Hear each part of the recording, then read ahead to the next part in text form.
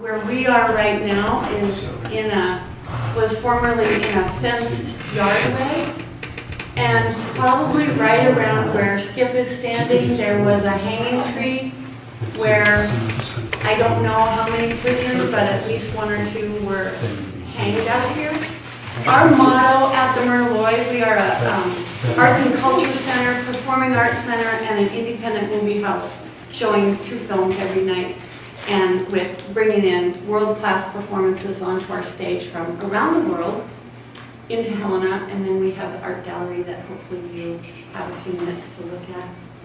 So our motto is art transforms everything. And I just want to put into your minds right now the place that you are, which was a place of anguish and sorrow and loneliness and fear, and is now a place of light and joy and community and great conversation. And you are part of that by being here this morning. So welcome to the Myrna Loy. And I didn't mean to interfere, but thank you for that. Thank you. Thank you so much, Krys. Well, thank you for showing up for this. This is an important part of our Confluence this weekend, because here the focus has been on individual creativity. Here we are, as a world population, every individual feels the pressure of these crises that we've been faced with. The COVID crisis, where every one of us is, sequestered in our house or our apartment, looking out the window, like the dog, wondering when we can go outside.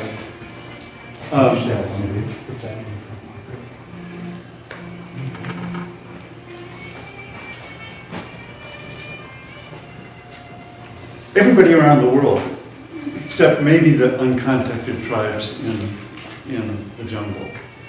But climate change, even the uncontacted tribes are affected by that. These huge global crises that we cannot face as individuals.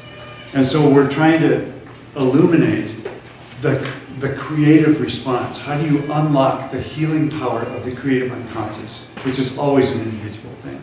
So to me, it feels like it's an individual against the world. I'm trying to change our apparently fatal approach to the end of history because of climate change. How am I going to fix that? And I come from this long tradition of Methodist ministers on both sides of our family, Krys and I. Our brother is the 6th generation Methodist minister in our family. And one thing that I think is illuminating to start the discussion is the church, the religion around the world, has always been about trying to grapple with the mystery of being alive in a universe that is full of not only danger, but incredible beauty. And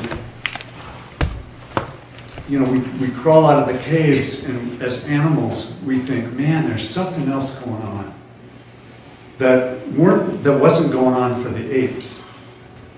That with this rising awareness, we realize, oh my gosh, there's a cycle to the moon, the moon's life. And wait a minute, why is that attached to women? Why do these cycles happen? So, as the cave people started saying, what is going on here? What do we, how do we grapple with this? And our understanding is that art, which arose maybe between 40 and 60,000 years ago, was the first religious longing, the result of religious longing. In a time when every day the world is trying to kill you, why spend time taking a torch through a dark cave to put something on the cave wall? And that later turned into more conceptualized faith traditions. And that later turned into institutions that support that, that quest.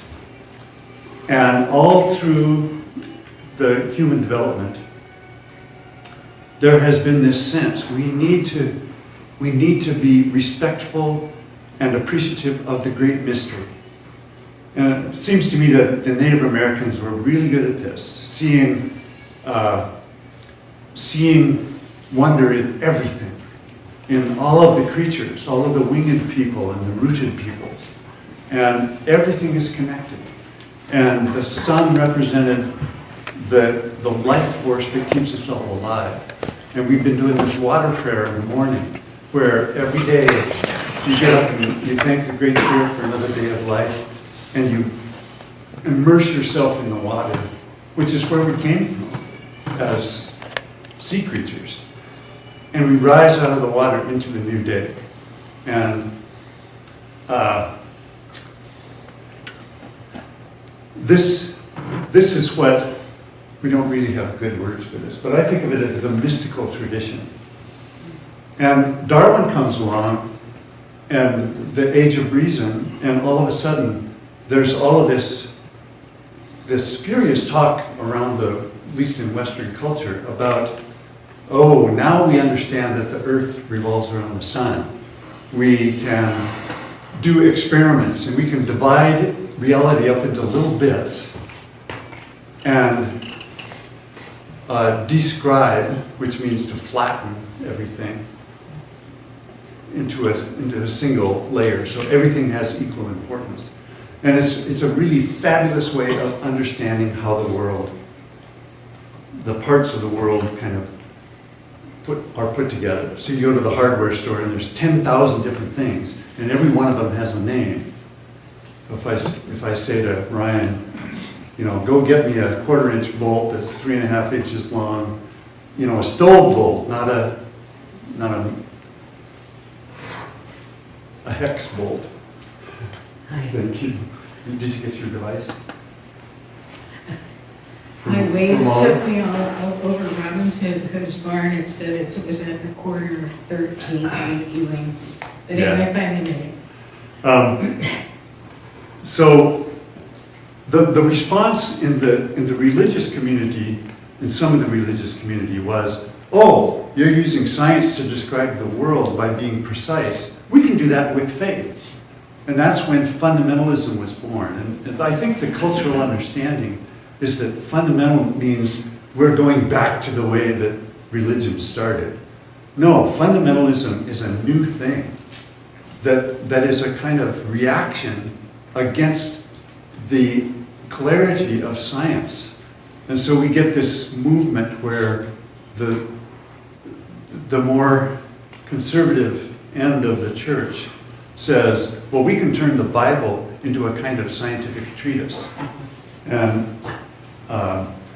so, you know, the world is 4,004 years old, and it was created on, you know, October 27th, something like that.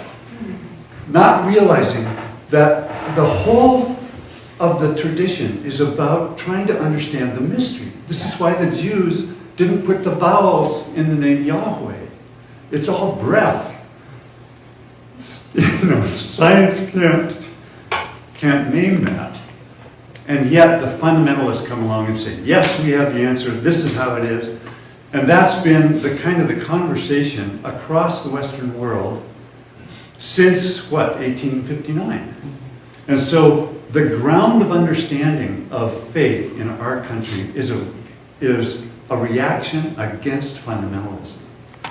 So there are a lot of atheists and people who are sick of the church and who say that faith causes wars and stuff like that.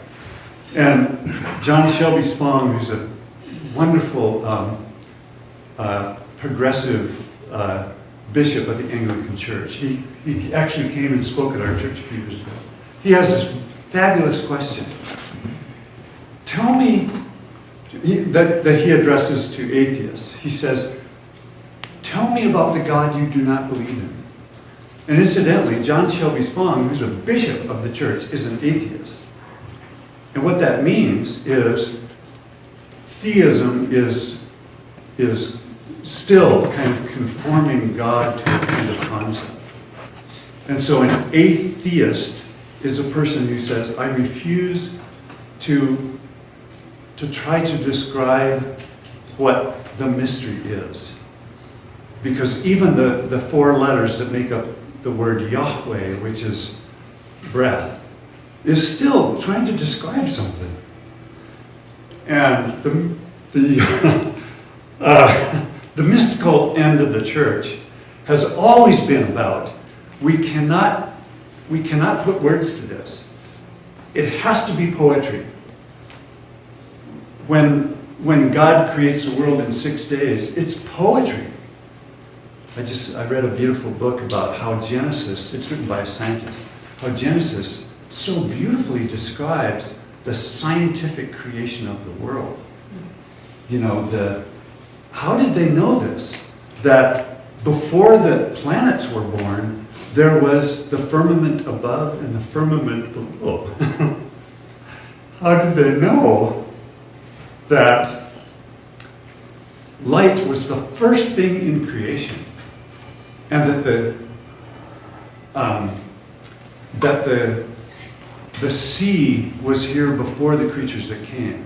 All of this stuff, I think, is proof that the human psyche has a connection to reality that is the same thing as us looking for how to unfold personal creativity.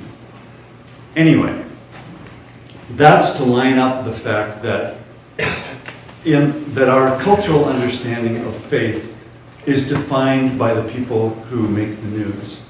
It's the guys that fly planes into buildings, and the guys that, you know, do suicide bombing. They always make the news. But the mystics who are talking about, you know, isn't this a wonderful, mysterious world? They never get the press. And so we never hear that story. So when we think about religion culturally, it's not the whole spectrum of faith seekers. We get this little part up here of the people who do the horrible things that make the news. And we think, God, who needs religion? So that's sort of the platform on which we address faith questions in the culture. And now we have these three wonderful women, all of whom are ordained pastors in the mystical tradition.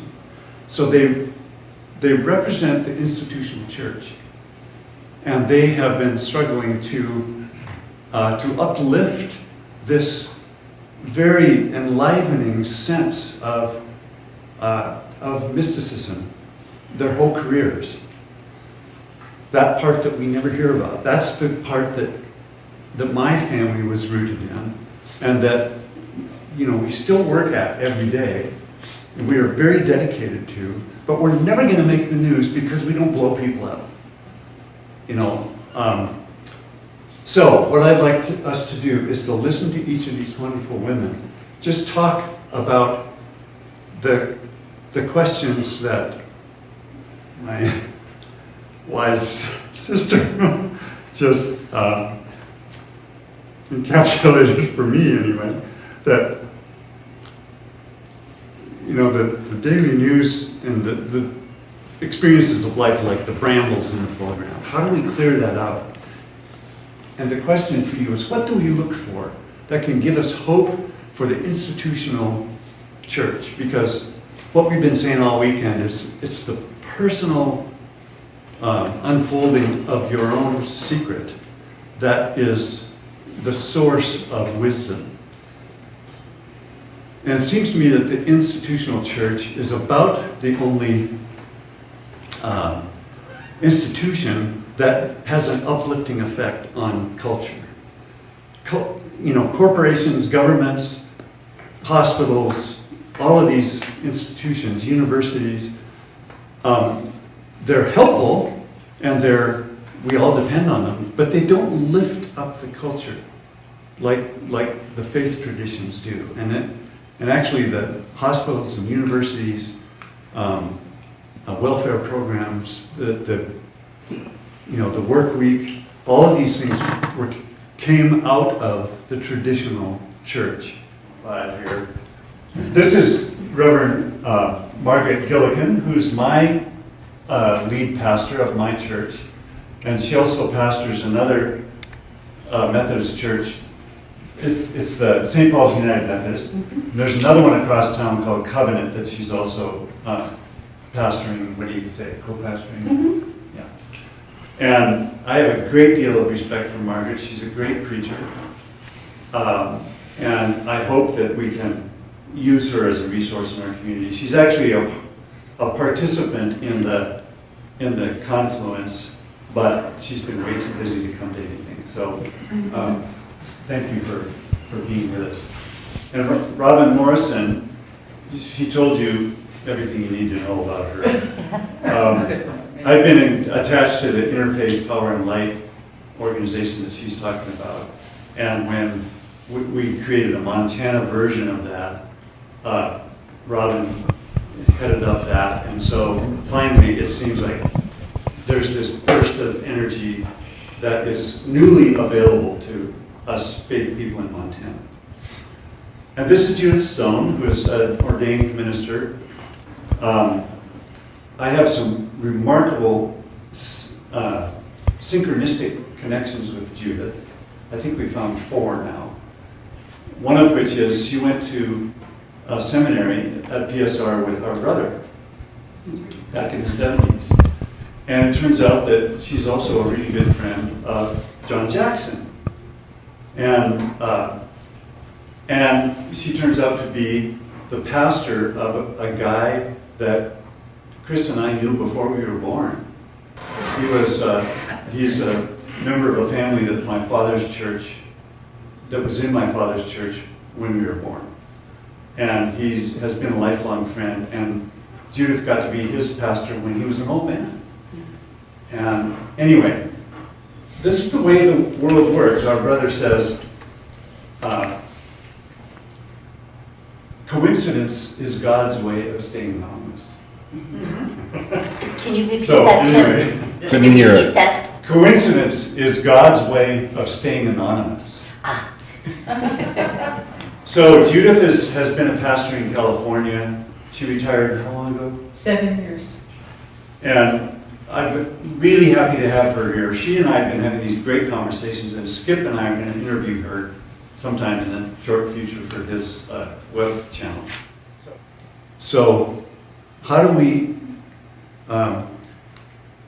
as leaders of the institutional church, what do we look for? We individuals who are so frustrated with the way things are going for hope. Those are the questions. And Margaret, maybe you should go first. I'm so glad to be here today with all of you. My name is Margaret Gillikin, and I serve as the lead pastor at St. Paul's United Methodist Church downtown here in Helena. I have so many thoughts swirling through my mind based on just the small snippet that I've heard this morning so far. And I just want to share a couple of small points before addressing the question of hope.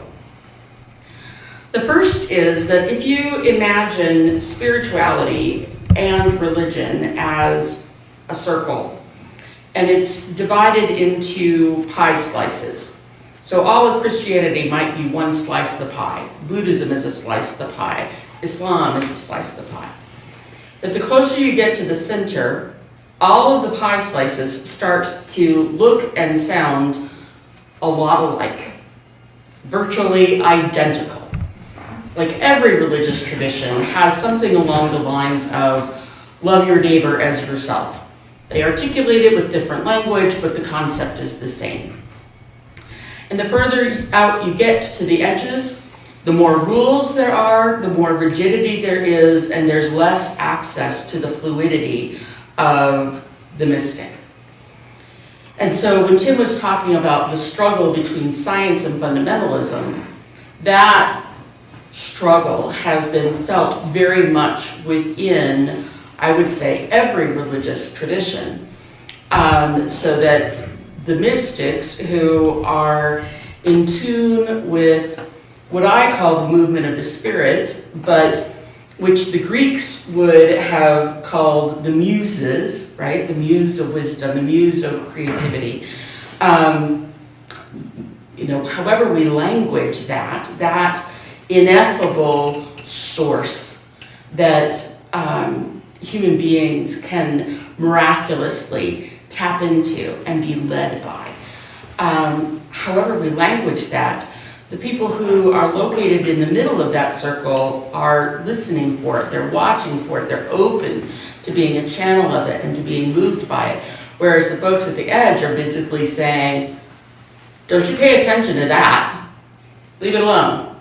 Just do this. Here's the answer. Do these 3 steps and life will be fine.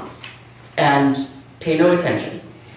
And so there's this tension within these institutions that everybody's a member, they're connected, and they're in radically different places.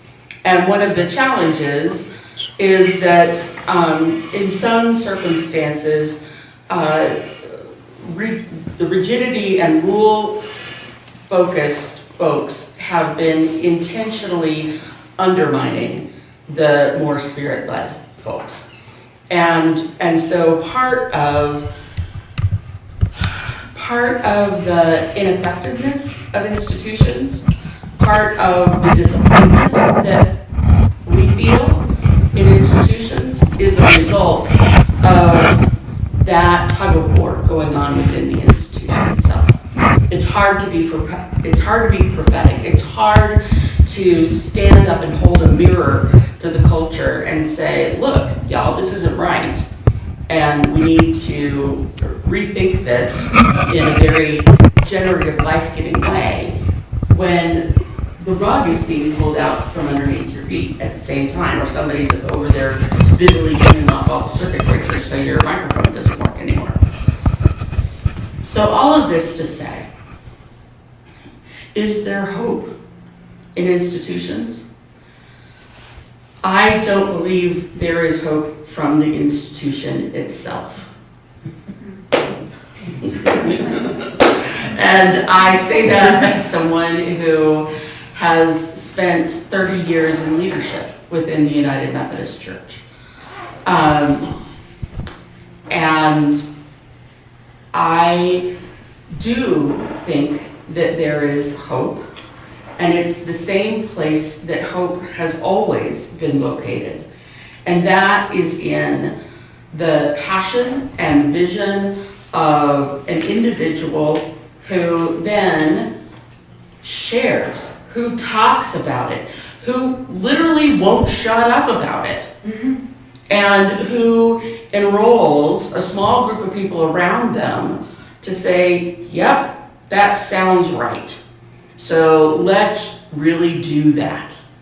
And that through their passion, through their energy, through their staying very, very tightly rooted in that vision, they become a movement that draws others to them, that then spreads and has an opportunity to influence the institution from the ground up. So it's an organic transformation of the institution. And institutions resist this. This is why we have things like a Protestant Reformation. This is why there are 15 gabillion different denominations in the United Methodist, in the United Methodist Church, but in all through Christianity, because we're very possessive of our power, of that desire, that human desire we have to be right. Golly, that is so compelling for some people. Oh, I'm right and you're wrong. Well, what if we're all right? But so to me, it's where the confluence is of creativity and artistry in conjunction with institutions for hope is be that passionate person, be that visionary, be the person who won't shut up about it, God bless Tim. He's been not shutting up about the need for physical responses to climate change and has been pushing St. Paul's to make the transition to getting solar panels. And he's met resistance within the church. And some of it is the old attitude of, it's somebody else's problem. I don't want to have to do it. And, the age-old questions of, well, where will we get the money? And I don't have time for that. And all the things that we use to push back against an idea that isn't ours. And Tim has been gathering people around him to be in that conversation. And they've been talking to others in the congregation, others in the community, and gradually drawing together a group of people that sees this is not only a good idea, it's a necessary idea. And it's beginning to have the weight of inevitability about it. So it is moving forward. It is gaining momentum. It might be moving at what looks like glacial pace to Tim, but having seen change initiatives like this in the past in local churches, I can tell you that it actually is making progress. And I have hope that it really will come to fruition. So maybe you've given up hope, but I haven't.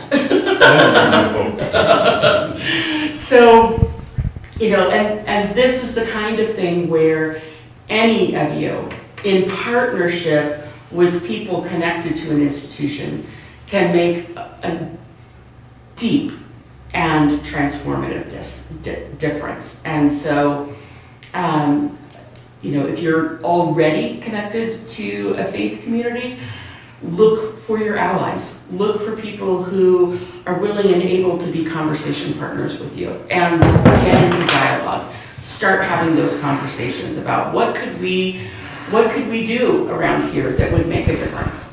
And if you're not part of a faith community, look for a faith community in your area that looks like, seems like people I know and trust are connected there. Maybe I'll start talking to those people. Because some organizations are more ripe for these conversations than others. And so part of the whole process of figuring out how to do this work and not have it be a waste of time is to be savvy, to look at where the investment of your time, your energy, yourself is most likely to pay off. So that's my first round. Man, that was beautiful. Yeah. Thank you. Judith, you want to? Because I am not actually a leader. I would claim, hands down, I am not a leader in institutional church anymore. And I went, when around 2002, 2003, I felt this really strong call into ordained ministry. And it was in a reaction to what I thought was the co-opting of my childhood religious tradition, Christianity. And I was a member of the same United Methodist Church that Tim is at that time. And I really found a place where there were a lot of mystics and prophets, and I'm an interesting combination of a mystic and a prophet. I cannot stop myself from speaking truth to patriarchy and the hierarchy. And so part of my archetype, spiritual archetype, is I'm a bit of, have been put in the role of the scapegoat. And I think that scapegoats exist as a way to support the patriarchy. It's a way of concentrating power in the hands. And so what I'm doing now is let me also say that I was in the ordination process in the United Methodist Church.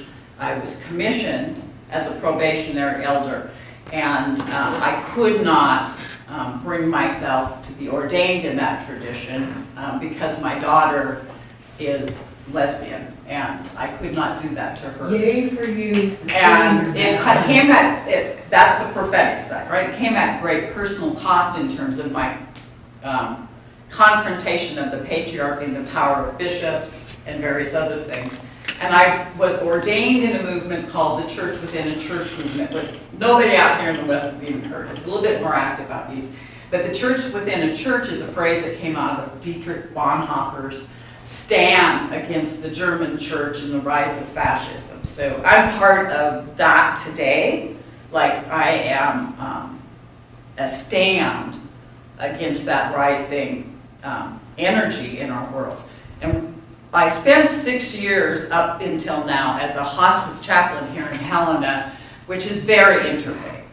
And what you'll, in this part of the country where we live so close to nature, the most dominant beliefs in terms of what was sacred had to do with the natural world. Whatever religious tradition, because we live so close and so deeply impacted by our natural surroundings here.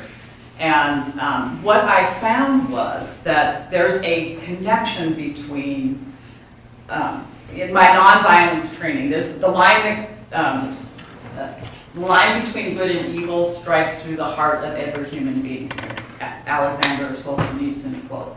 It's one of my favorite life quotes, that whenever I am sensing evil, I have to go within and find the peace and integrate my shadow. So in terms of alchemy and archetypes, is to do that internal work to integrate that reaction, that anger, that desire to strike back, fight back, and to find the center. And see, my idea of God is has grown from my Presbyterian childhood to what it is now, where if your God doesn't include the whole cosmos, your God is too small for me.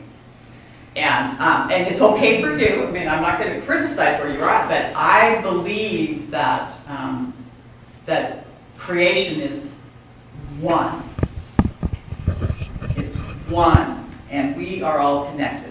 And the movement even of the planets in our solar systems and the way their energy interacts has an impact on us. We know that about the moon. We feel the moon. The outer planets, we're less conscious of it. We think the moon is but I think we're way more conscious of our energies that come from the moon than we are of what's going on in a bigger picture. And there are times in human history where we are confronted with that desperate struggle between good and evil. And my tradition, Christianity, came out of that kind of a time, with apocalyptic times, a rising violence within trying to, stand against the Roman Empire. And the church was part of supporting the empire, just like we see today, that religion can be used to support great evil and great good. What? Like Putin? Yeah.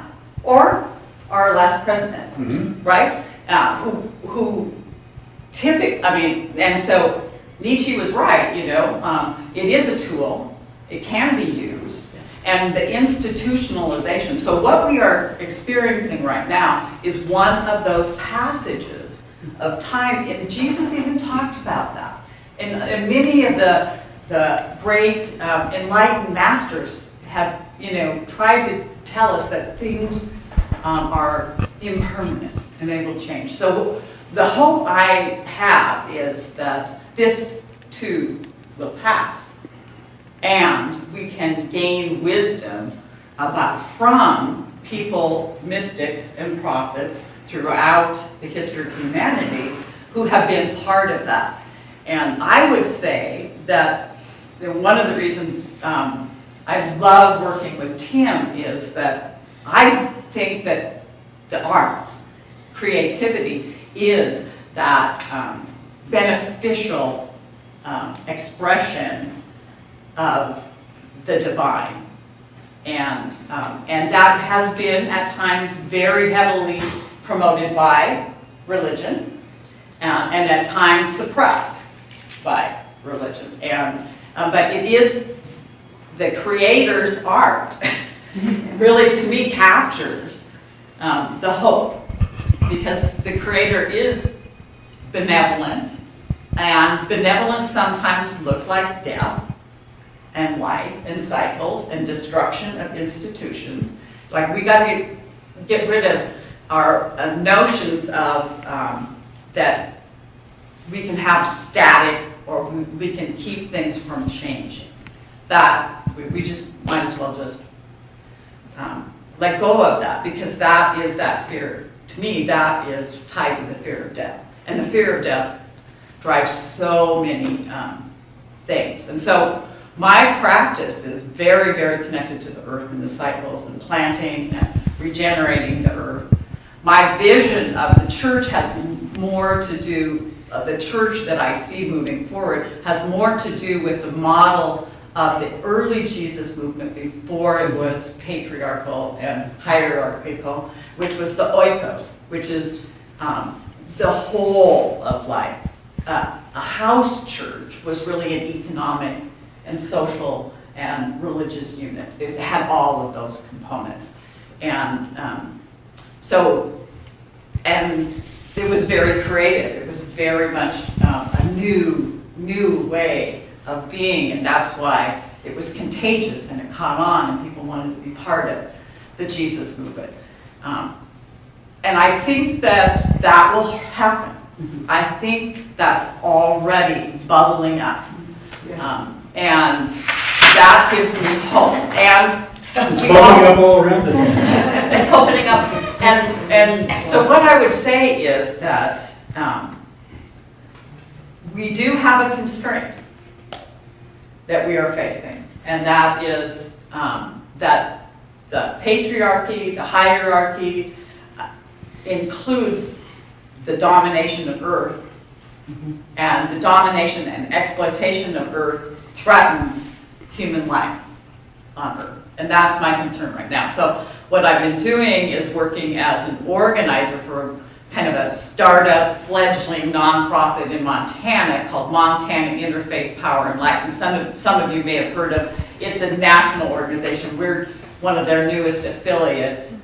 And so I'm organizing people of faith and conscience outside of the institutional structure in a collaborative, let's all get together and amplify the voices of people who, like Tim, are willing to really be not only mystical, but prophetic in the face of their institution, to call for the church to be a leader in protecting creation. And that's me. So I have those two things. I'm building kind of an intentional community around our property, inviting people to be part of that, and also then organizing. So I have my mystical and my prophetic going. And I think that all of the institutions that we were counting on in the 1980s and 1990s are going through a decline. Like, many of them are on life support. I see signs of many things needing hospice and that care of transitioning and letting go of what this is and being open for something we don't clearly see. We only see in a mirror dimly. Then we will see face to face.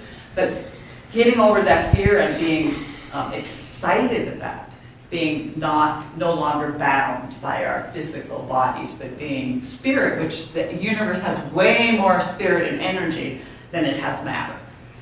And we get so attached to matter. So that's where I find hope. What's your name? Oh, So- my name, does that matter? It's Robin. Robin Yes. Morrison. Doesn't matter. Thank you. So, Judith. Okay, Thank so I'm gonna get this all, I am so honored to be able to speak with the two of you. You have just inspired me so much. It makes me feel so happy. And never had that experience before, just being on a panel with majority women. So thank you for that, Tim. And because I have really taken myself out of the public arena, have refused to do a sermon for 6 years, and so this is like more like a sermon. So I apologize in advance. Too much suppression, so it's kind of the only way that this could form itself. The question Tim asked, and the question Tim asked me is, what do you think about the state of the church right now? And so I began with asking myself, well, if I'm going to talk about what's the state of Christianity right now, I want to begin with the question of what I think about, what I think is the meaning of, or the purpose of religion. What's it all about for me? And so the first thing I thought of was Jane Fonda was asked why she became a Christian. And she said, because she heard a reverence humming inside of her. She heard a reverence humming inside of her, and Christianity spoke to that reverence. So one of the purposes I think of religion is to help us hear that reverence that's humming inside of us, to help us hold an astonishing conversation with mystery and all the mysteries that are at the heart of life, to help us form beautiful questions. David White, a poet that I just really love so much. I went to a weekend with him, and the whole thing was about the importance of forming beautiful questions. And I think that that's something that all of the religious traditions participate in, to help us notice and be seized by beauty and the possibilities that being alive offers, to help us live gratitude, to help us to live in relationship with all of the realms of life, the seen and the unseen, the here and now, the past, the future, all the dimensions of life, to help us live in gratitude for that. And yes, to urge us and to be a part of satisfying the urge in us to have an astonishing conversation, not just with mystery, but with the great mystery. In Christianity, we name that mystery love. And we proclaim that love is the foundational reality. It's the breath of life. It's the glue that holds everything together. It's the heartbeat, the pulse of life. So what might be some of the beautiful questions we would bring to Christianity? If the foundational reality is love, then why do we look around us and not see so many other forces operational being in the world around us? Why is love everywhere being violated? Yes. Why is there so much inequality and injustice if love is the foundational reality? If love requires us to be interconnected one with another, and to me that's another way of talking about love,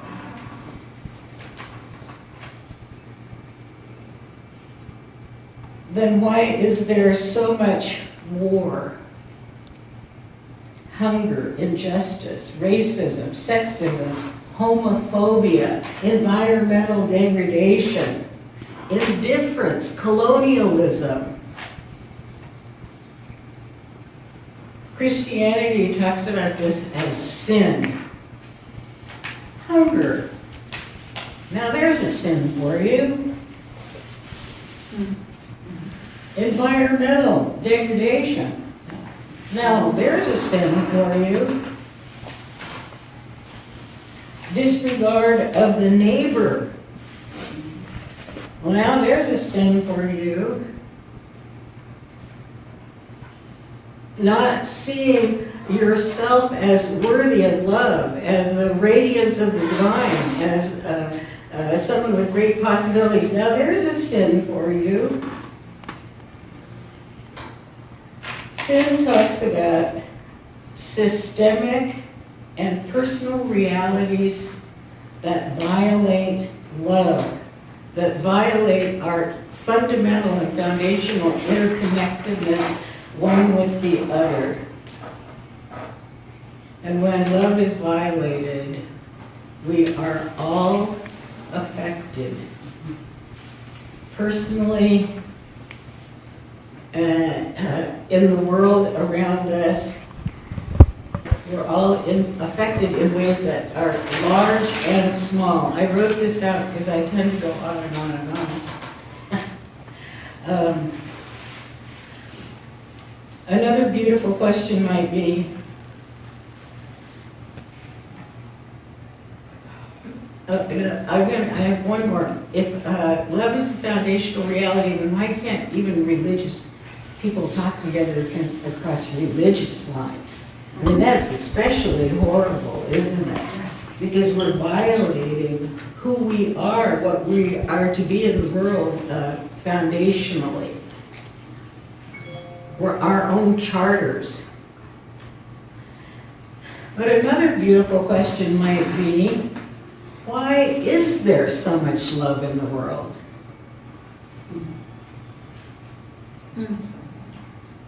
Why is there so much forgiveness in the world?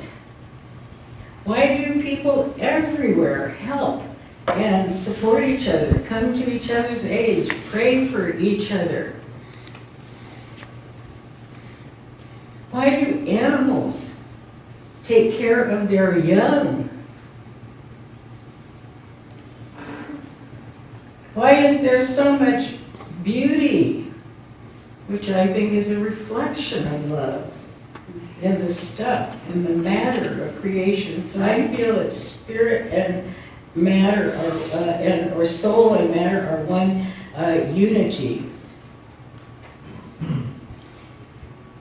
How can I be an ally of that love that is also everywhere present in creation? Why do so many people live beyond ego?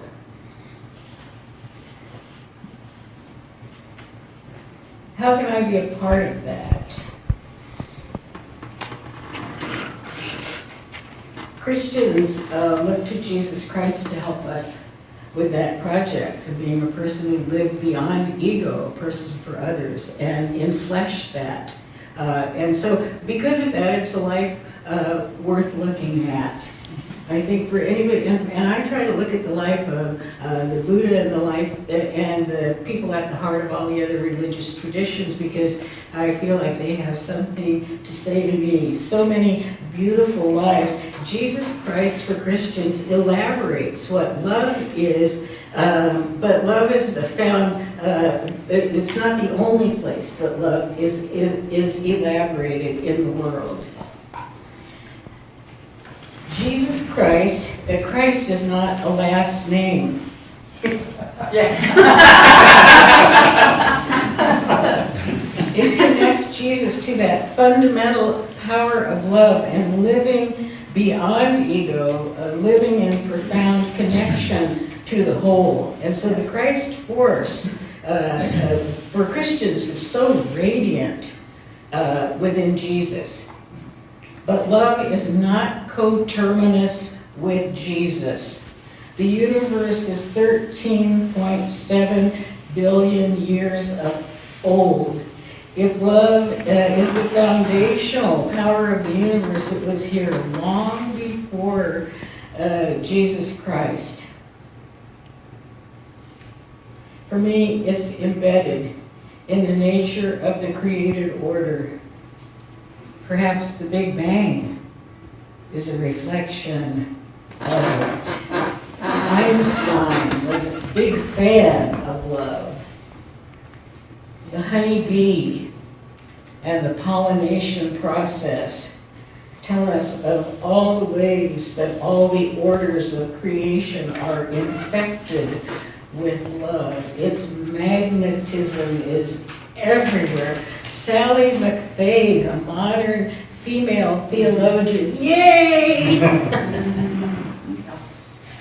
calls the world, the cosmos, the body of God.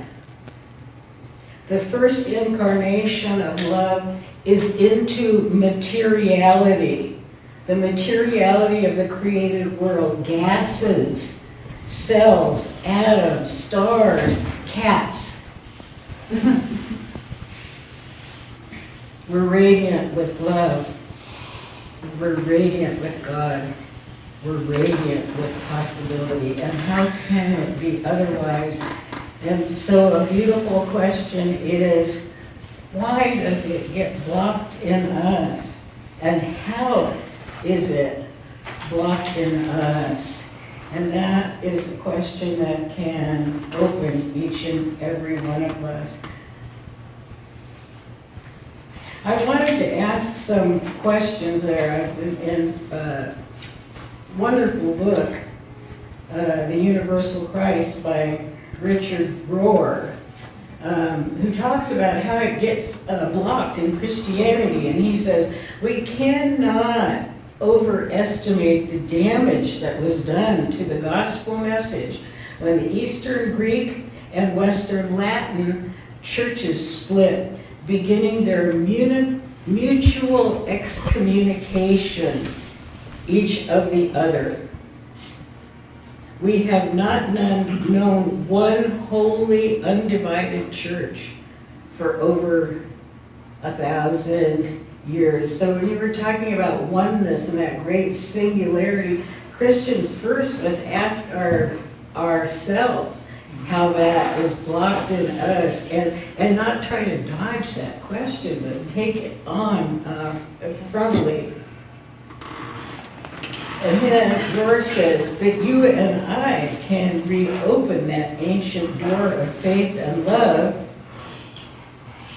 and that is a key to a proper understanding of a word that many of us have often used too glibly, and that word is Christ. What if Christ is a name for the transcendent within everything in the universe? What if Christ is a word for the transcendent within everything, every blade of grass, every atom within us? What if that's the meaning of the word Christ? What if Christ is a name for the immense spaciousness and all of love?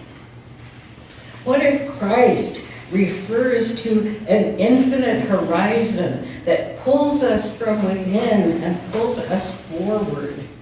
What if Christ is another name for everything in its fullness?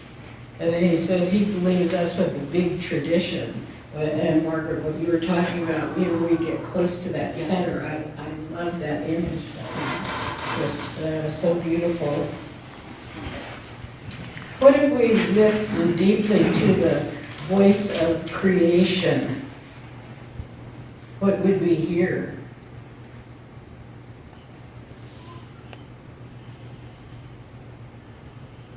What if we listen to ourselves as an amalgam of all of the orders of creation? What if we saw ourselves as I tried to find, as I was leaving, I don't know, where I put it this morning, but a book by Rob Bell, where he talks about the human being as a reflection or holding within it an oyster shell, the distant stars, the components of mushrooms, that is all of what is a part of the formation of who we are. And what if we regarded ourselves and listened to ourselves that way, which would help us listen to all of the orders of creation that are around us. What if we were able to encounter, in stark truth, our own violations of love? What if we were able to admit when we become the handmaiden of injustice? What if we're able to admit when we're racist, homophobic, in full force, and not pull back from that? And I would say that, you know, for me, as a Christian, I feel I can do that because I have heard the good news that where sin doth abound, grace doth more abound. In Christianity, we usually close with a prayer or with a song, and so I was thinking of the prayer of Jesus in the Gospel of John, where he says that they might all be one. The two-leggeds, the four-leggeds, the winged ones, the distant stars, the microbial orders of creation, that they might all be one, or a song. And when I thought about the song, I thought, I Am the Light of the World by the Strathdys, or my conference. I am the light of the world, or I am the love force of the world. You who follow in love can claim the mystery of what you were meant to do and be, to bring hope to every task you do, to dance at a baby's new birth, to make music in an old person's heart, to sing the colors of the earth. Okay, so where's the hope for me? And you know, what was the state of the church? And when I retired from the ministry, and the reason I did not give sermons is because I felt that my entire life was a failure because I devoted it to the church.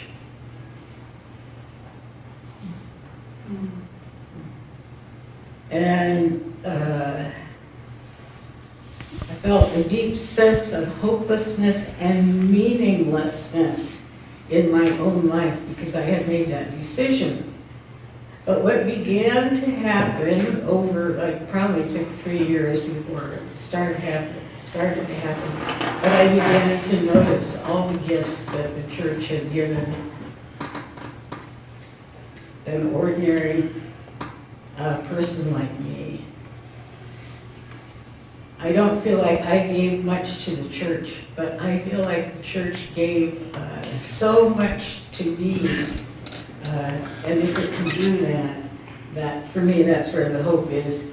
And for the Jungians here, the Jungian dream, when Jung sees the turd drop on the church and break it open and break it apart, and then he feels that God insisted that he dream that dream.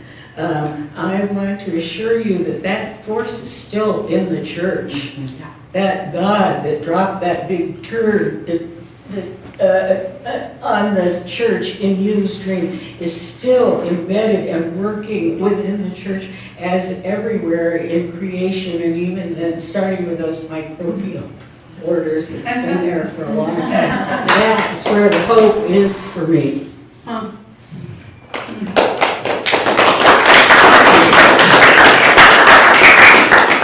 I can't tell you how honored I feel to be sitting up here with you guys. This is such a blessing to hear this kind of wisdom. And as I said before, we never get to hear this stuff. And of course, if I go to church on Sunday and listen to Margaret, I get to hear a little bit of it. And isn't it wonderful that somehow the organizers were able to bring you guys together and to give us an opportunity to hear this stuff. Because it's so easy to be distracted by the noise and the brambles. And, you know, when it appears every day in the paper, you just get bludgeoned over the head every day. This is what religion is about. You know, it's in this beautiful, quiet voice that you said beauty is a manifestation of love. And incidentally, think about your questions, because that's what we're going to go to next. Mm-hmm. As an artist, I am drunk with beauty.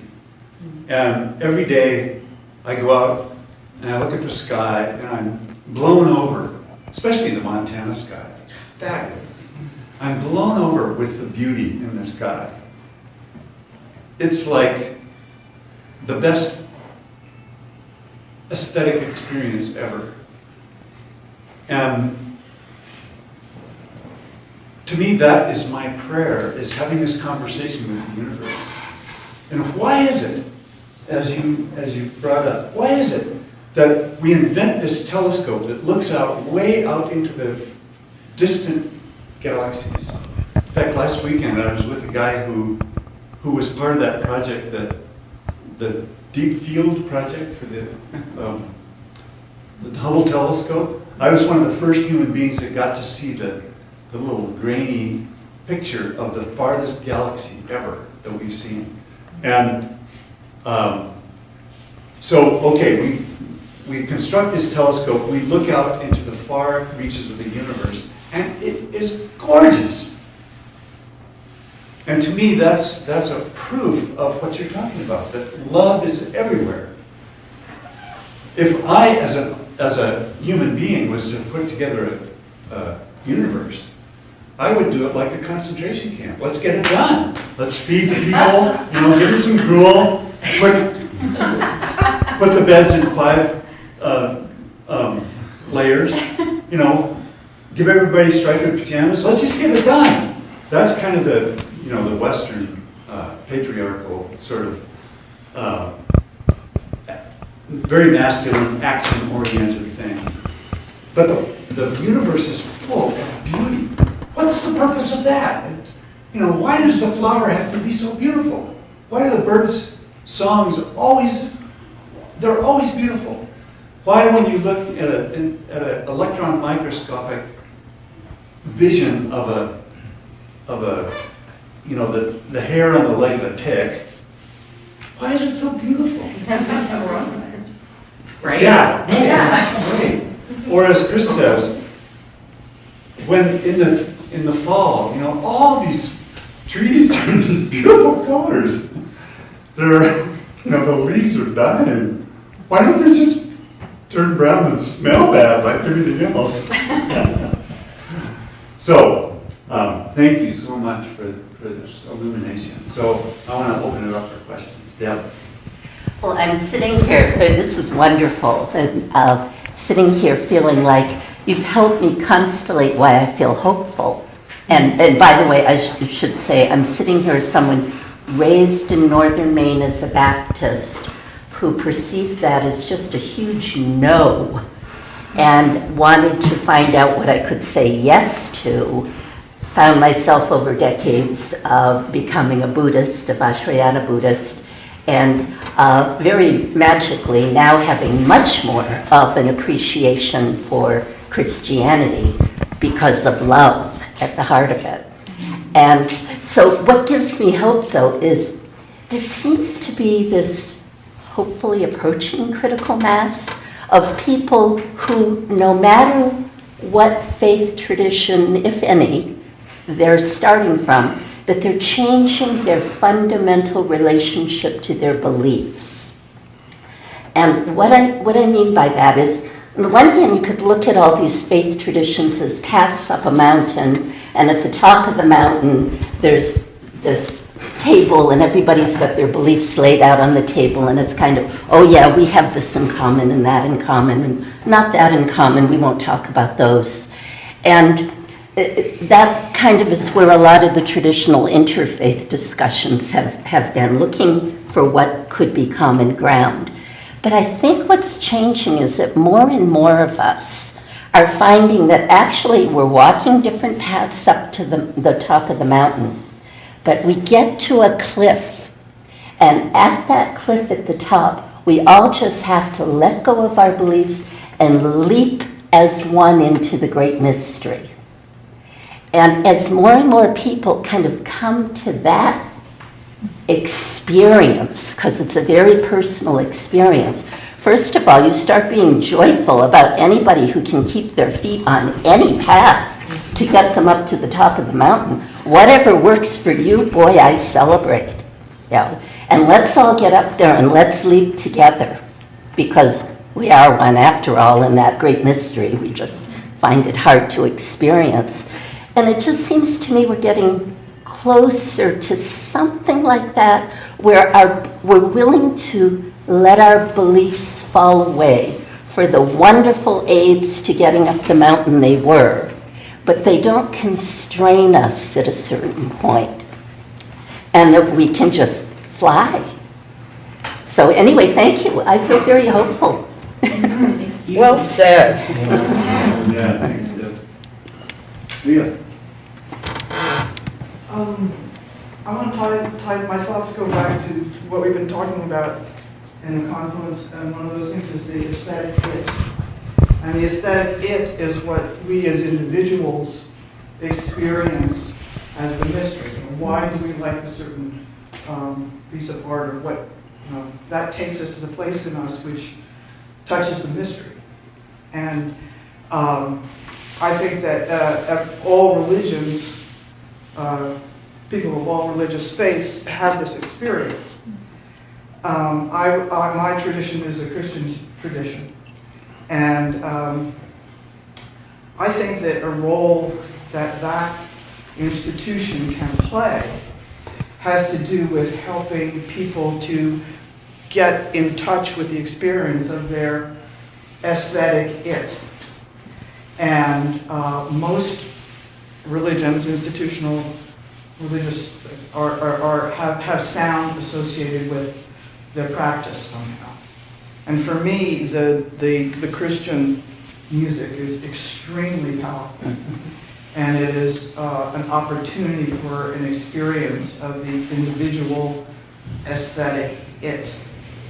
And I think that my hope lies in the church being able to bring its members to an experience, to an individual experience of the aesthetic it, because that's what's going to unite us. That's the shared mystery. And I have a slight bias against the way the church has brought in sort of music that is not what's the word that takes you above, the Transcendent. Transcendent, thank you. Transcendent, because it's the transcendent experience that unites us. So, thank you all very much for. If I might piggyback on this, the idea of experience as being pivotal, I think, is very timely. One of the things that the COVID pandemic has done is accelerate the process of institutional decline for churches. The decline of church participation during COVID was 64%. The average church is today has 50% of the participation that it had pre-COVID, and that's across the board. And so, one of the things that leaders are looking at is, all right, so what is there to do now? What is there to be now, post-COVID? And one of those things is to be very focused on being a community, building community. And another is to be very intentional about no longer wasting time talking about God, but instead providing spiritual experiences. Thank you. I would like to speak for another path that I had the great blessing as a 17-year-old at the University of Texas to have a professor of Eastern philosophy named Raja Rao. And I learned from him what is the pearl of that path, and I've in other paths that I've followed too. That nugget, that pearl, is that truth, beauty, love, and consciousness are all one, and that all of life, including all of the animals and plants, are one. And I loved your last metaphor, Judith. That is, no, Judy, right? Judith, okay, there's another Judy. That metaphor of, that, and I hope that Young is listening, that great herd that fell on, who was from, like Tim, his family was from generations of ministers in the Christian church, and that it is fertilizing the development and evolution of Christianity through all of these little, sorry, the word is escaping me right now, but the microbes of the fertilized that is just like that, which is that we need to use to save our planet by protecting the development of those microbes in the earth. Thank you so much. Behold, I am doing a new thing. Lo, it springs forth.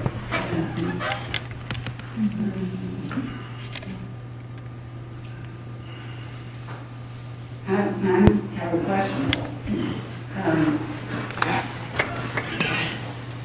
Around the 50s, the 1950s and 60s, Abraham Maslow presented the concept of self-actualization.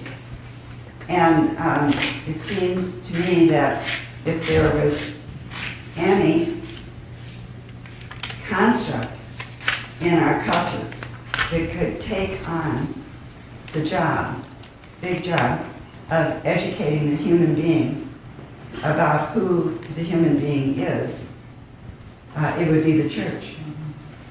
And so many ministers have become psychologists. Carl Rogers would be a good example, I think. But I'm just wondering, I've lost hope that, I think it's a reason why I've not involved myself in the church anymore, that I would be seen as a Homo sapien, as the work that the human being has to do in order to live out the life that is in the direction of it. But the psychological challenge, and I wonder if the church will ever make friends with psychology, with helping how this is going to happen for the human being. I think we very much already are, and where you're going to find that is in the quote-unquote mainline Protestant tradition, and in Catholics like Father Richard Rohr. But even within, for instance, the United Methodist Church, we're in the process of, calving off our extreme conservatives into a new group. And who's going to be remaining in the United Methodist Church is going to be folks who are in conversation with psychology. And, when you talk about Maslow, one of the things that I'm keenly aware of was that during COVID, everyone went down at least 2 levels on Maslow's hierarchy in terms of where was our attention focused. It was focused on security. It was focused on need for community and shelter and food, and nobody had time or energy or will to look at self-actualization when you're convinced that the sky is falling and everybody's gonna die. So now, part of the task of, I would say, faith communities who are conversant with psychology is to do the work of both reassuring people, like, okay, let's make sure that those foundational levels are met, and how do we reintegrate all the way up? Mhm. And it's a connecting, it's an integration task before us now. That's I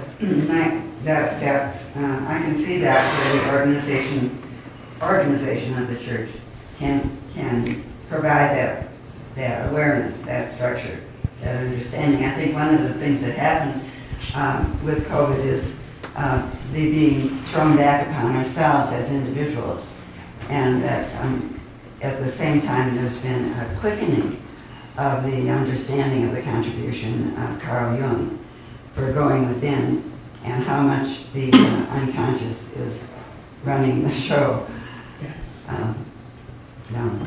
And so how we grapple with that and understand ourselves with that. So the ideals are readily available from the church. The process of how do we do it is one that I'm glad to hear that there's attention to it. As years in the Methodist Church myself, I know a little bit of what you're talking about. And actually it's through the church, the Episcopal Church, that I learned about Carl Jung. But then the organization of the church, I did not see the structure there, or the concern there for what those people had to offer. I hope it will be more so. Well, I really struggled and fought with the clericalism, the idea that within religious traditions, there are people sort of set apart. And the problem with that is that it has tended throughout history to be set on a higher pedestal, like set in a position with more power and more influence. But that wasn't really the spirit of the early movements in any of the traditions, really, and there, I believe, having really, I'm really tuned into that authoritarianism, hierarchy, patriarchy, and that it is that, sign of the line that strikes through the heart of every human being, and the part of us that is afraid of our own death and our own mortality is driving us to have more power. And so there's a part of Abraham Maslow's self-actualization that's a positive development in human nature, but it is also produced, the other flip side or the shadow of that is a hyper-individualistic culture. So self-actualization as a separate self versus actualization as part of a unified cosmos. And institutions are inherently subject to that collective, that I said, that archetype of the scapegoat. That energy produced, it has a tendency to feed that mechanism where we have the purity of our group by excluding ourselves and making others out of, and that's the role of the scapegoat. It has been there since ancient times. Yeah. Institutions are organized for self-preservation.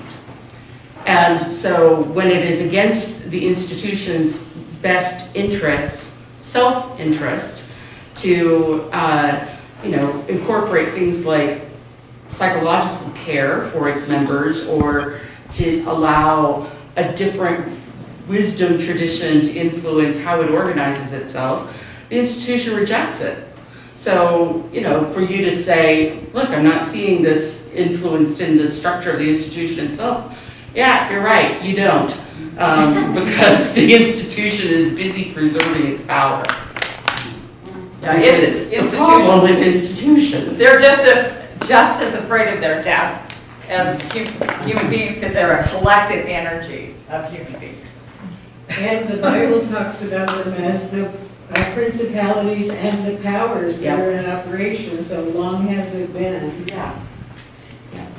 One thing our father used to say about this is the church is the only institution, membership to which is dependent on one's unworthiness to belong. And what that means is that all the leaders are also unworthy of being in the church, because it's not about worthiness. It's about surrender. And so how do you, as a leader of the church, how do you inhabit that position of great power and authority and also be this humble person who is unworthy to be even a member of this community? It's one of those paradoxes that I think is so rich, because both sides of that are true. And you have to have some kind of an organization in order to keep all the cats together in one place, but you also have to inhabit your humbleness. So Bob, did you have a question? Well, I completely disagreed.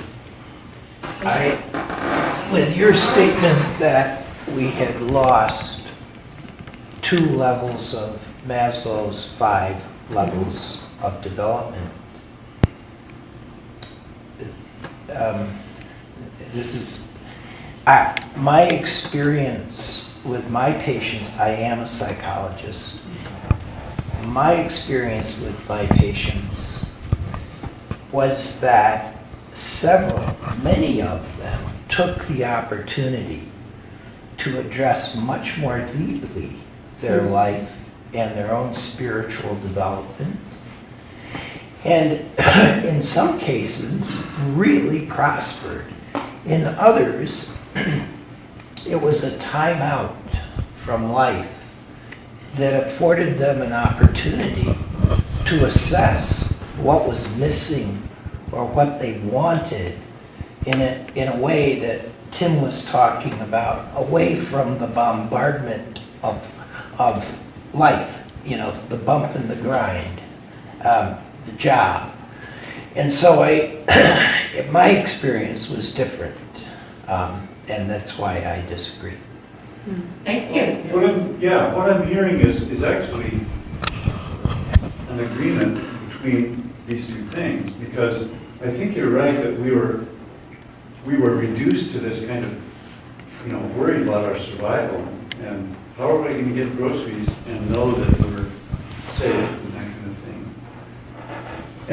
And being bumped down, I think what you're saying made a lot of people think about what, grapple with this self-examined life. So yes, I'm in danger, and yes, I'm worried about food and those lower levels. And I think there are some people who sort of get reduced to that and stop there. And the people you're talking about get reduced to that and say, well, wait a minute, my life is richer than that. So maybe I don't want to go back to this job that I hate. Maybe I can survive, I realize I can survive without that, without working for the man. And so, I'm going to start my own business, or I'm going to write a book. But Tim, I'm also talking about not the nuts and bolts of survival. I'm talking about the spiritual quest within, and taking the intensity off in COVID. I think of it as COVID shadow, that the shadow to COVID was we were left in a kind of monastic situation that we didn't want or particularly like, being separated from each other, as gruesome as that was. But my experience was there were several of my patients, just personally, that took that opportunity to hone and develop and read and meditate and reflect spiritually on their own development, where they wanted to go, what was missing, and how they could express themselves more meaningfully in life. That was my experience, but I wasn't one of those people trying to survive in a frontline job. I had the resources and the ability to really do that, and so it really did. If you had that privilege of being able to care for yourself and do that reflective, that was one that, when you think of how many millions of people were in a survival mode. And I agree that my perspective is skewed, and I gotta own that I'm not, my practice is not at the level of food, clothing, shelter, and the step up safety. Yeah. So. Yeah, and and I will own that I was absolutely speaking at a very large generalization, because I also know people who were able to use that enforced monastic time for great spiritual growth and development. And I live across the street from low-income housing. I now house a young person who had a mental breakdown at the same time that COVID began, and I spent a great deal of time with people who were literally on the edge. And part of my assessment of what happened to us politically and culturally as a nation was the devolvement of stages with Maslow. Like that's the little bit of comfort I have for myself with looking at our political circumstances. Like, okay, we devolved, at what level we're functioning. We've just got to get through this so that we can grow ourselves back up again systemically. But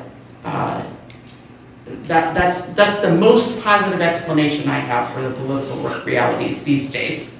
And I think that's very nicely said. How do we grow ourselves back up systemically? And to that end, that's what's brought us together with Confluence. I wonder if part of it isn't what I hear implicitly, I think, and you even used the word a few times. Can you speak up a little bit? I'll try. And that is, we're talking very well, I think, about love and sort of this coming into oneness that is really important. And, Tim, you asked several times, what is this about? How do we come to understand the antithesis of that? What is the antithesis of that? And I think from a spiritual and a psychological perspective, in a very broad way, this is a broad word that actually is manifold and highly nuanced. It's fear. Mm-hmm. And I think the question, this is, I think, what's occupied me so much I also am a psychotherapist and a lay and trusted Dharma teacher in the Soul Zen tradition, is how do we walk into the fear of our neighbor? Yes. Rather than fall into despair, disappointment, and maybe hectoring. Hectoring retrenches fear. It does not begin to mitigate it. And this is a reality that I think, that many of us probably, maybe in some ways have actualized beyond somewhat, that we've been able to integrate our fear in some way, where we could surrender. How do we recognize our brother who, for example, this is one way of thinking about it, who were raised in very stringent, strict, behaviorally oriented households, and did what Anna Freud called identifying with the aggressor. This is the way it is. And by God, what I'm going to do is conform. And when we're talking about art and all of its manifest way, like this moment right now, how do we begin to move into that space, our own space? That fear that we can experience, and probably did experience at some time. Maybe even experiencing and witnessing the conformity that's implicit in our talk right now. How do we begin to, and we're not identifying with the aggressor. If anything, we're identifying with the victim. So how do we sort of move into inclusiveness of the recognition that this fear is implicit in every person's life?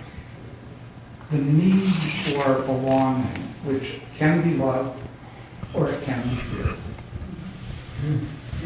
How do we begin to cross that bridge and begin to integrate that from the inside out, where we're not trying to cure somebody else's fear, but this recognition, this dipset of we're all in this soup together?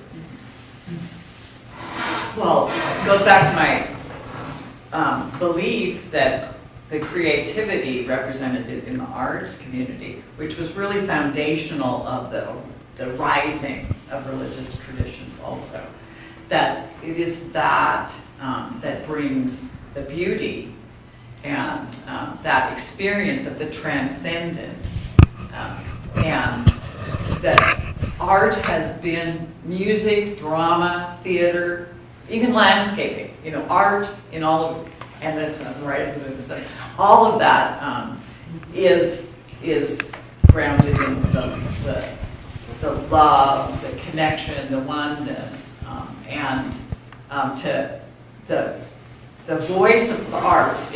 And one of the things that we're dealing with right now is the domination of our media, which is actually pushing artists out and using, artificial intelligence even in what movies and TV and gets pushed out there. So really organizing that kind of energy, because arts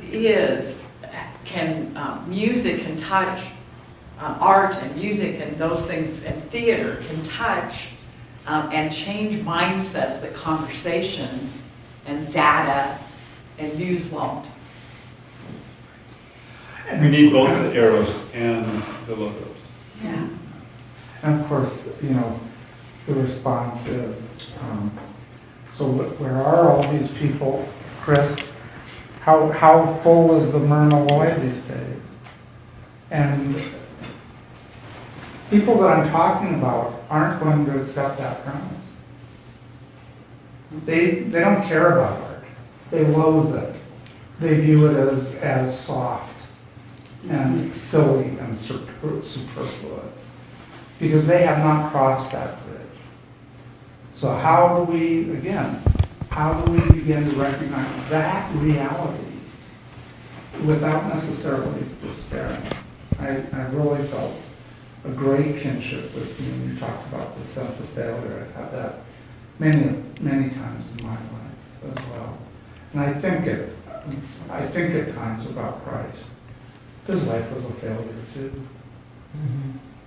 And there's beauty in failure. Thank you. There's beauty in failure. And I think that's one of the things that really moves people toward Christianity. And I was raised as a Christian. I still retain the exact same profound connection to the Spirit of Christ that I had when I was 13 or 14 and really found my way into the Gospels. And that this is beyond lovely. And it's that piece that many Christians, as I view it at any rate, and I would love to have dialogue with Christians who feel this way, is that they're afraid. They don't have this surrender. So, one of the things that I'm aware of is that the Christian tradition often posits love and fear as a duality. They're opposites. Perfect love casts out fear. And I'm mindful, I've read and listened to a lot of Richard Rohr, and I really very much appreciate his perspective that mystical, much more actualized and mature sensibility is non-dualistic.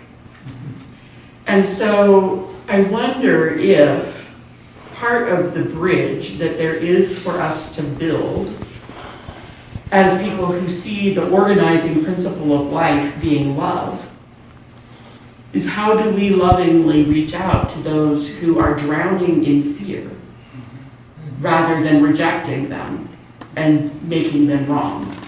And how do we instead have love include fear? And I have no idea what the answer is, but I think it's a question worth really looking at. I was very Beautiful impressed. question. I was very impressed last night in our after play conversation about the power of understanding. And I don't know that this is an answer per se, but boy, I really felt deeply enhanced with the conversation about Desmond Tutu and listening and understanding rather than judging, and the power of just listening and the healing that took place in South Africa in the process of listening and attempting to understand, listening genuinely, honestly, not patronizingly. And that, to me, was the dessert after the play. Was like, wow. But I wanted to say one thing about that because that listening wasn't, the people agreed not to just say anything. They had to tell the truth. And the families that they heard could say whether they felt like they really heard the truth or not. So they didn't just tell their story. They told the truth of the damage they felt that they had inflicted. And that, and love to me is great enough to incorporate that truth telling. And that's the truth will set you free. But first it hurts a lot, you know.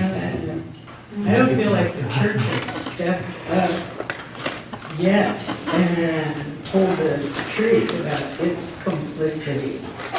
And I feel like it needs to be done in all quarters. Church, psychology, institutions, to try to be fearless about trying to look at the damage we do, because because of this foundational reality of love, and then we can become new. When we become fearless, then we can become new. And I'm not there yet. I'm working on it. We've got time for maybe 2 more questions, and we should wrap up. Skip. Well, I just want to observe that everybody is talking about looking for an answer. And a favorite quote of mine from Gertrude Stein is, "There ain't no answer. There never has been any answer. There ain't gonna be no answer. That's the answer." And so whenever I hear people start talking about institution, as soon as they start talking about lawyers and accountants, and I am one and sort of the other by profession,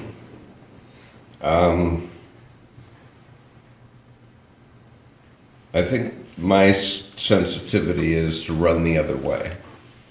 And Colleen and I were having a discussion about this morning, and I made the point to her that, I don't want any part of saving any religious organization.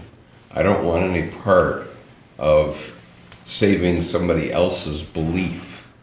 One of the things that Carl Jung said at the end of his life, he was interviewed, and he was asked, like Tim, he was the son of 6 generations of pastors. He was asked, "Do you believe in God?" And he said, "Very difficult to answer, but I have no need to believe, I know." And when I saw that, my numinous response to that was, I too know. Now what is it that I know? And I think we have to lead people to the place where they can know themselves, because this question that comes up all the time in fundamentalism especially is, do you believe? Do you believe? And that what they mean when they say that is, do you believe in my way of doing this? And it seems to me that the human answer going forward has got to be, I don't believe. I'm not going to do something because I have to believe what somebody else has developed over thousands of years, because all that has proven horribly wrong in the 20th century. We killed 280 million human beings in the 20th century in wars, and we're doing it again in this century.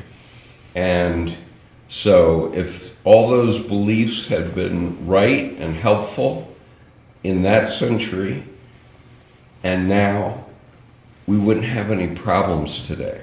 But we do have problems. And so Jung was emphatic in Man and His Symbols, which is the only book that he wanted to write for the layman. He was emphatic that we all have to examine ourselves and find what we know that can help us. And he said in the next paragraph, I know what the Buddhists would say. They would say that if everybody only follows the Eightfold Path, then everything will be hunky-dory. And I know... They would not say that. Pardon? They would not say that. No, he would not say that. Well, no. He was wrong about that. Well, he may have been wrong about that, but that's the way he said it in his Right. book. Okay, Yeah. I'm not saying he was right, because there ain't no answer. Right. But he And that caused would be us the Zen to. response. Pardon? That would be the Zen response. There is no question and there is no answer. It just is. As Right.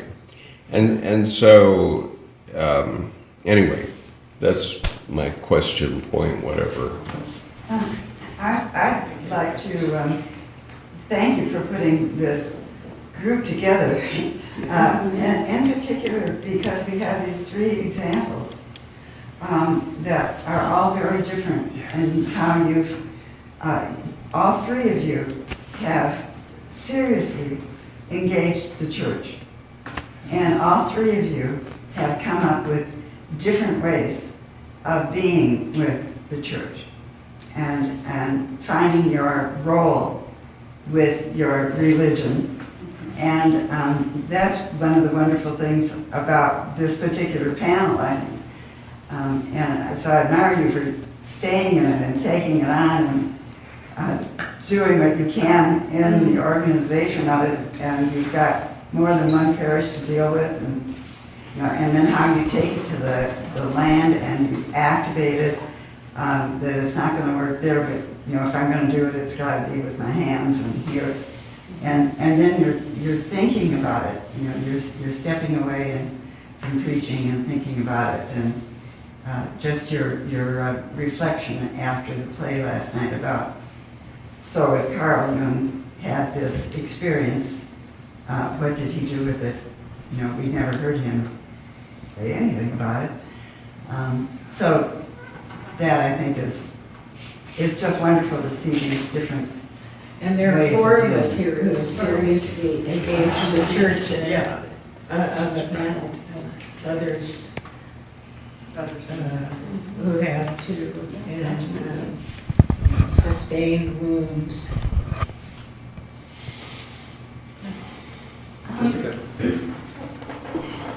I had an experience last night where my oldest child called me, and on my phone it comes up as no caller ID, which is so strange, but she recently, she's bipolar and she doesn't believe I'm her biological mother. Mm-hmm. And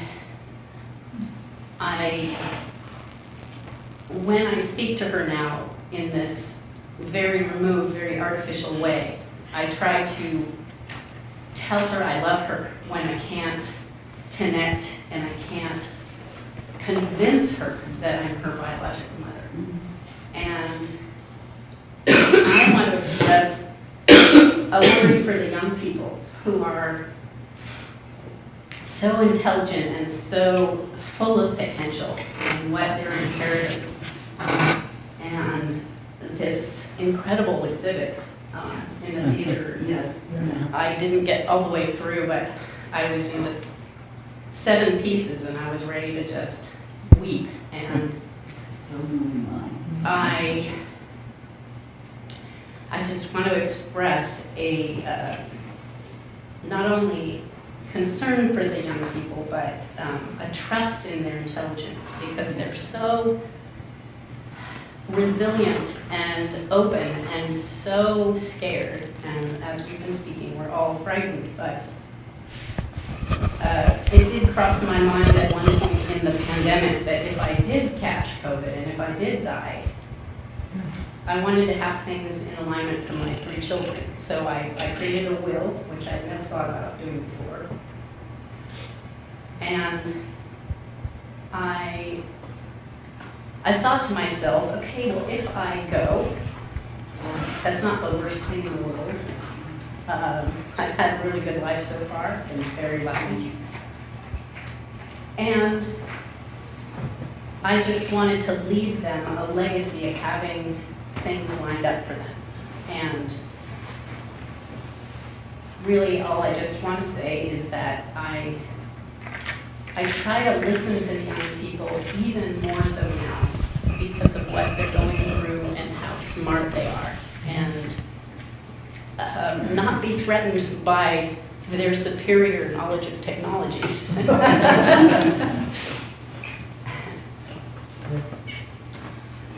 Donna, go ahead, then we should probably call it quits. Okay, thank you.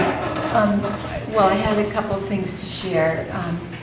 And the first one I just wanted was very similar in some ways to what you were saying, Jessica. And I'm going to say, because we were talking some about what happened during the pandemic and still ongoing. And I was going to say, as a psychotherapist of many decades, I have never had such an influx of calls from families for counseling continuously, like every week, more and more, with children that were experiencing anxiety and panic, and the age has gotten down to like 12 years old or less. Yes. And of course, I'm just practicing part-time now, and there weren't even enough resources. I tried to call these families back, but there were never enough resources to refer them.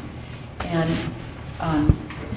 but what I heard when I talked to some of them was so much a crisis of belonging, and that's being talked about today. And so I thought this setting that we're in, just what you were saying, Jessica, that this art is so hopeful for the children, young people, to create the sense of belonging to themselves again, so they can somehow find a way to belong to the world. And the other thing was, along with this, I was going to say I was so excited when I heard what, and especially getting to be here, what the panel was going to be, because I did grow up as a Presbyterian my first 18 years, so I had a lot of exposure to the church, and the middle, after that, I won't address anything about, but I was taken back into the church when my daughter married a Presbyterian pastor. And he's very innovative, but I've watched him struggle, so I was thinking, I was taking some notes, what can I hear that could be, offered back to him also as an encouragement.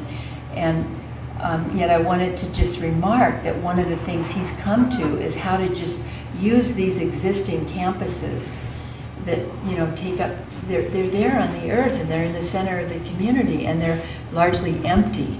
So he has started to invite one of the things being a children's nonprofit theater into the campus. And so the community comes in, and there's no sense of joining church or anything, nothing like that, but it's a center where there's a lot of energy of love and hope in that place. And so just I feel a deep obligation now as an older person to help children and help young people and to support that. And my own effort now is to see also university students quite a bit, to bring that forward.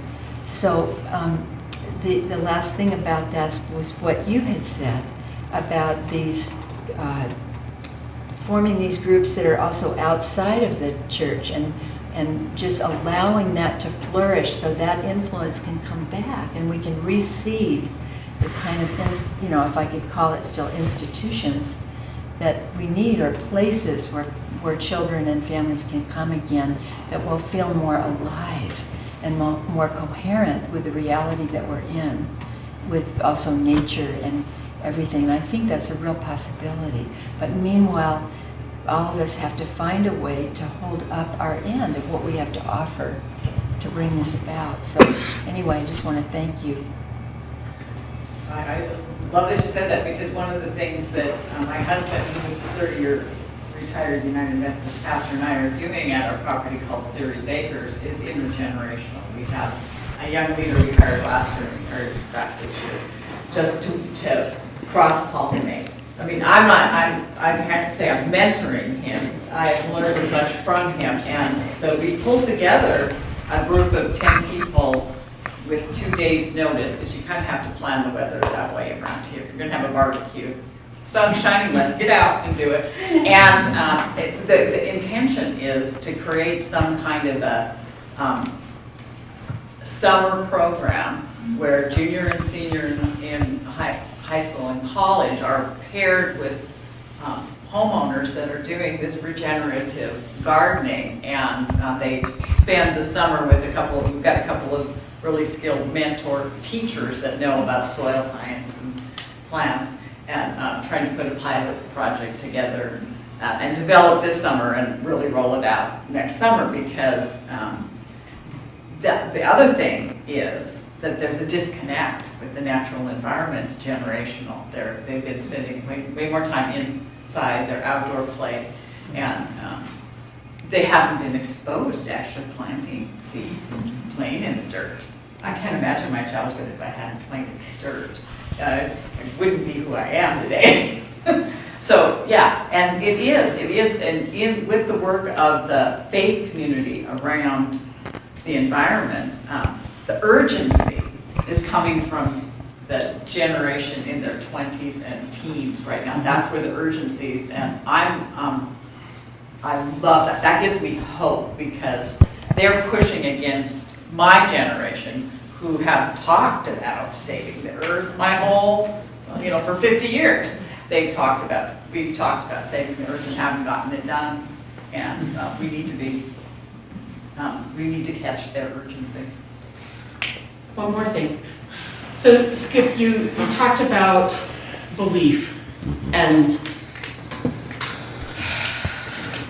how that doesn't seem to be the main question. And I would agree. And particularly in my work with young people, the youth group at St. Paul's, I would say is 75% LGBTQ or non-binary, inquiring, what have you. And the B's that matter to us in that time together are being together, being with, behaving, and behaving in ways that are kind and generous and accepting of one another and belonging. Mm-hmm. And we don't even talk about belief. Yeah, well, Dr. Young's point simply is if he couldn't accept anything or move forward with anything if it was based on having to believe someone else telling him something. He either accepts it, he feels it in his heart, he knows it, or he can't, it's not part of his life. And it took me 10 years to work through that epiphany, that particular epiphany for me. And, Deb, I wrote a book in 2007 called Tsunami of Blood, which has on its cover the three main Abrahamic religions symbols drawn on a beach, and there's this red tsunami coming upon them. And when I wrote that book, I gave it to Deb, and she said, I had no idea that you had so many thoughts about God. And that's because we have never really gone to church together, except to, placate Deb's mom. But aside from that, we don't go to church anymore because we don't find our spiritual need fulfilled there. I find my spiritual need fulfilled here in this Confluence that we're doing over the weekend and all the different things that we're doing. There's so many different things. And so anyway, don't get me started on my soapbox. So we got to move on. Go ahead. I just wanted to say, Christianity, I grew up hearing where two or more are gathered, that's where God is. And to piggyback on what Judith said, the church doesn't take ownership of the anxiety and turmoil that it created in its members through the judgment. And I think, how do you join the church? Through baptism. You surrender your old life and raise again. And I think the church is at a point. COVID calls that stopping point. And the church is going to have to look at itself and say, we're not there. We need to recreate ourselves, and we need to look at love and not judgment and move forward together. It's a sign of a really rich conversation that it's really hard to stop it because we want to go. So right now we're going to go back to the studio. We've got food. We're going to do a debriefing lunch of what's going on in the Confluence. And thank you very much. Anybody that needs a ride, thank you.